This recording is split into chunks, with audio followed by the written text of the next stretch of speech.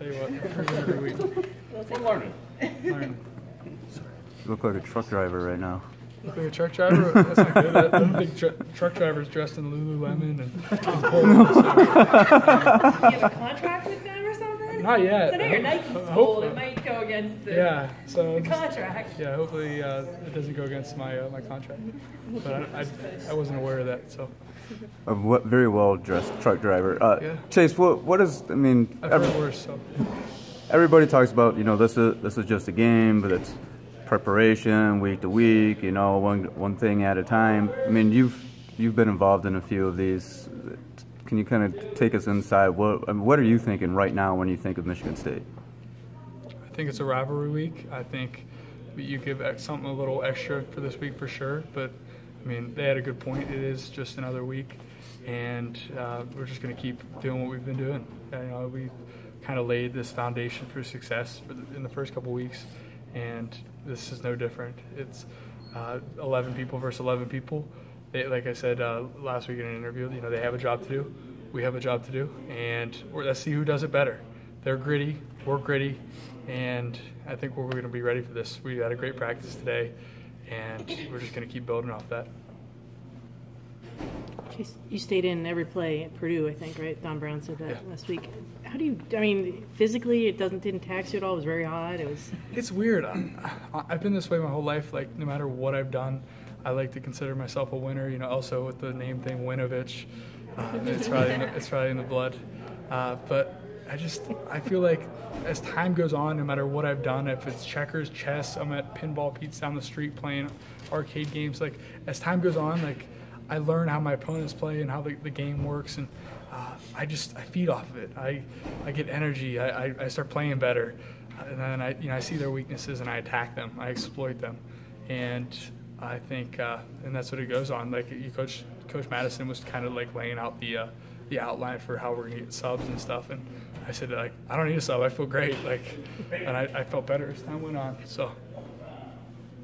Chase, what is it like? I mean, you're getting a little bit of attention now. I mean, entering the season, people were talking about the defensive line as a whole. They were talking about Mo. They were talking about Rashawn. Now they're starting to mention Chase Winovich as well. I mean, what is that like for you? Just kind of getting a little bit of name credit there. Yeah, it's good, and it's one of those things. I feel like it's kind of like an idea. Like, you have an idea, and it's like crazy, and then people say, no way, and then eventually people start seeing, oh, maybe this is the case, and eventually everyone believes it.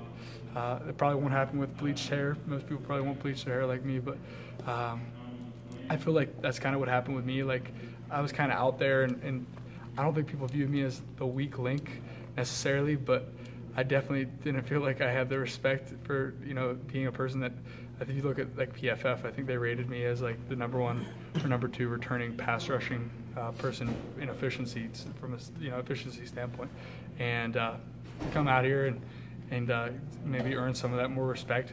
It's great, but none of that's possible without my teammates, and Mo Hurst and Rashawn do a great job of handling their business, which makes my business possible in doing my job. Do you have a bit of a chip on your shoulder about that? Every day I wake up.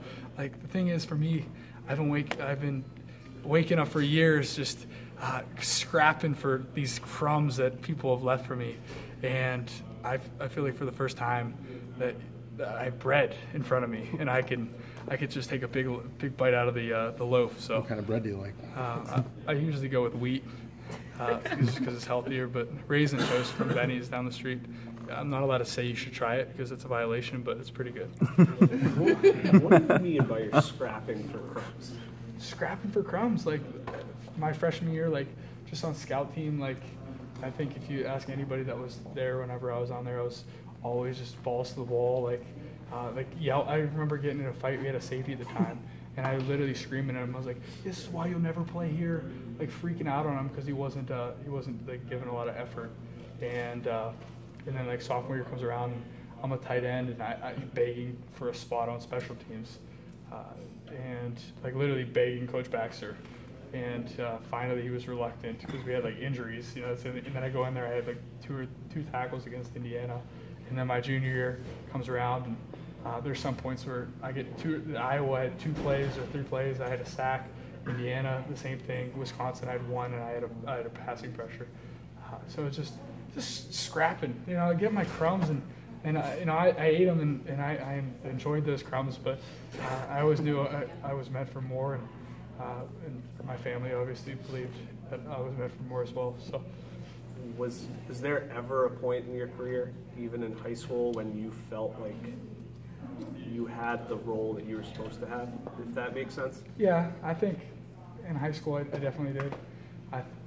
Towards my senior year, I felt like I really had it. Junior year, I didn't really feel like as satisfied as I was, because I felt like I could do even more to help the team. I thought that I could have more role in special teams and more role on an offensive perspective, but they just wanted me to focus on defense my junior year. And senior year, I was on all the special teams and offense and defense. And I don't even feel like, I still feel like I need to do more to help. That's just the way I am. And but I'm just going to focus on what I need to do now and help the team win against Michigan State on Saturday. So. Chase, what comes to mind when you hear Michigan versus Michigan State? What immediately comes to mind? Just the rivalry. I think about all the memories, being on scout team, putting tape. We don't do this anymore, but taping our helmets green, and just the years of abuse they had laid on us.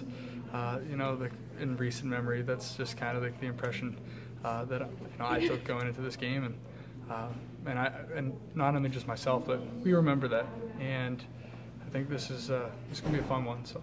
Do you look at this game? I look forward to the opportunity to go against them. Do you look at this game as, and not even from a selfish standpoint, but I mean, of course you've earned your spot, kind of being named, being mentioned along Mo and Rashawn. Do you feel like this game can be a game where people say, okay, now I really see Chase Winovich? I feel that as every game. I'm out there and I'm in the national spotlight. It's the same way against Florida.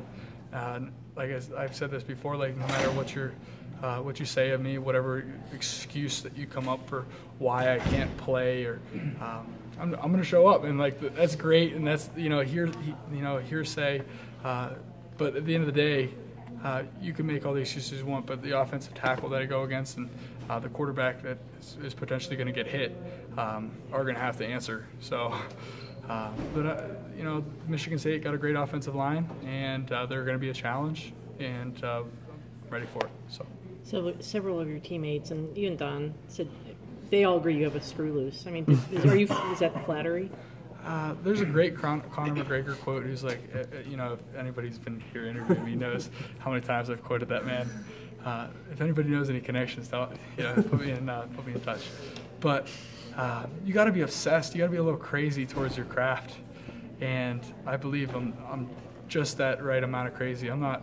At the end of the day, I'm a normal person. I'm just a fun-loving, hard-working individual, trying to make my family proud out here. But you got to be a little crazy if you're gonna do what I plan to do.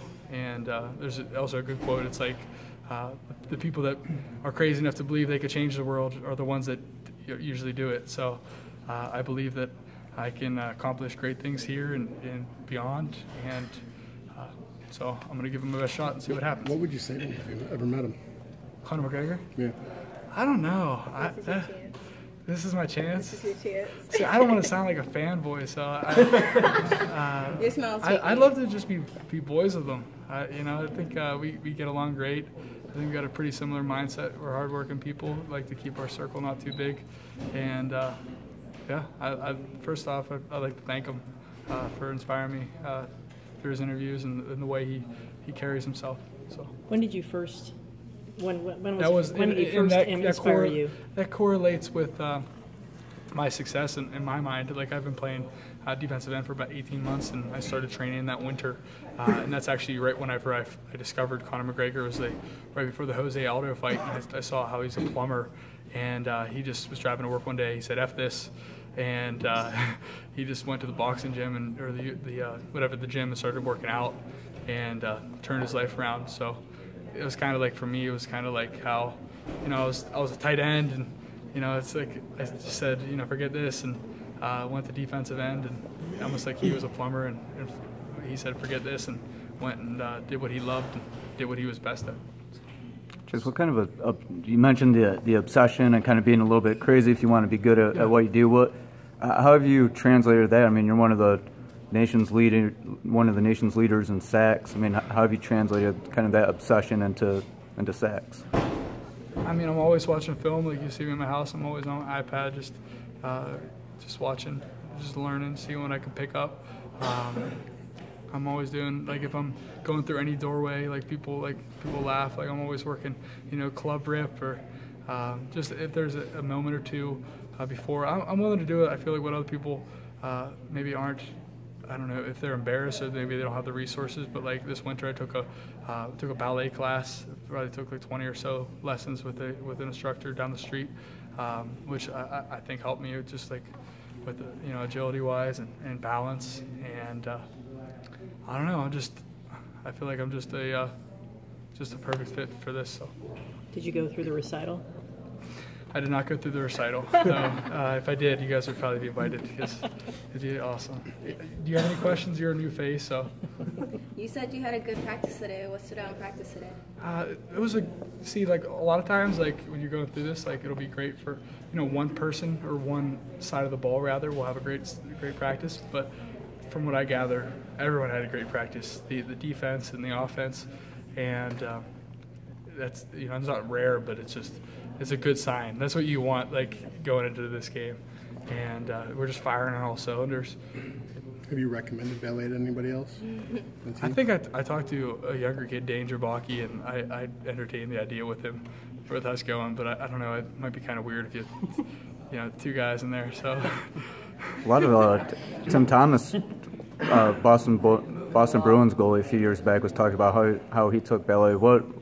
Did you just get the idea, or how did you I was doing ballet and jiu-jitsu actually, and I think both of them helped me. But like our winter workouts were just not way tougher than usual, but just like we did a lot of testing, and like I'm so competitive that like, hey, what's up, man?